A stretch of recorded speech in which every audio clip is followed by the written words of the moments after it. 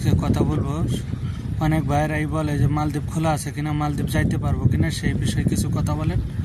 তো ভাই, মালদ্বীপ খোলা আছে, মালদ্বীপ আসতেও পারবেন, কিন্তু বর্তমানে অনেক কোম্পানিতে দোকান দিচ্ছে না, কি জন্য অনেক দিন ধরে মালদ্বীপ খোলা আছে।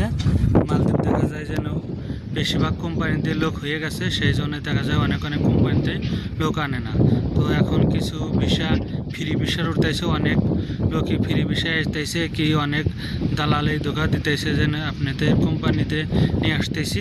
দেখা যায় যে কোম্পানিতে আনে না, মালদ্বীপ আসার পর দেখা যায় ফ্রি ভিসা কেউ কোম্পানিতে রিসিভ করতেছে না। রিসিভ না করলে দেখা যায় যে আপনাদের ফ্রি ভিসা সিস্টেমে কাজ করতে হবে, কি অবৈধভাবে কাজ করতে হবে, অন্য কোম্পানির নামে করে দেবে।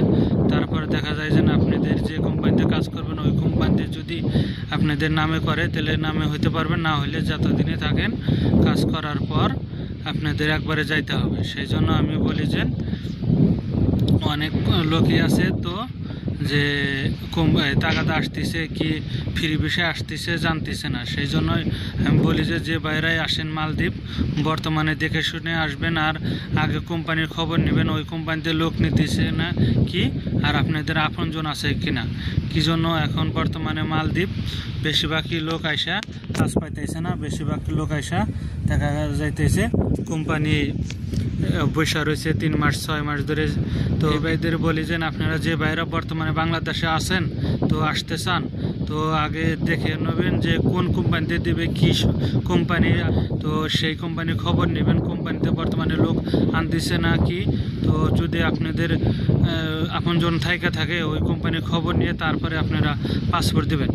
দেখা যায় যে আপনারা দেশে রয়েছেন সমস্যা নাই, এই দেশে আসার পরে যদি ঝামেলায় পড়ে যান তাহলে অনেক অসুবিধা। কি জন্য বিদেশ আসার পরে যদি আপনারা কাজ না পান তাহলে এর মতো দুঃখ হয় না। কি জন্য যারা বিদেশ করছে তারাই ভালো জানে যে বিদেশ আসার পর বৈশাখ হলে কেমন লাগে। বাংলাদেশে আপনারা 6 মাস 1 বছরও যদি বৈশাখ খান কোনো অসুবিধা হবে না, এই দেশে আসার পরে যদি বৈশাখ খান দেখা যায় যে অনেক কষ্ট হয়। কি জন্য কাজ পাওয়া যায় না, দেখা যায় কাজ না থাকলে অনেক ঝামেলা হয়। সেই জন্য আমি বলি দেশে যদি 6 মাস 1 বছর বৈশাখ খান সমস্যা নাই, কিন্তু এই দেশে আসার পরে ভালো একটা কোম্পানি থেকে যদি ওই বাংলাদেশে থেকে আসেন আমি সব থেকে মনে করবো ভালো হবে। কি জন্য এই দেশে আসার পরে আপনার বৈশাখ হলে অনেক ঝামেলা হবে, অনেক বিপদ আসতে পারে। তো সেই জন্য আমি বলি যে আপনাদের আসার আগে কোম্পানি দেখে শুনে তারপরে আসবেন, আপনজনের কাছে খবর নেবেন তারপরে আসবেন।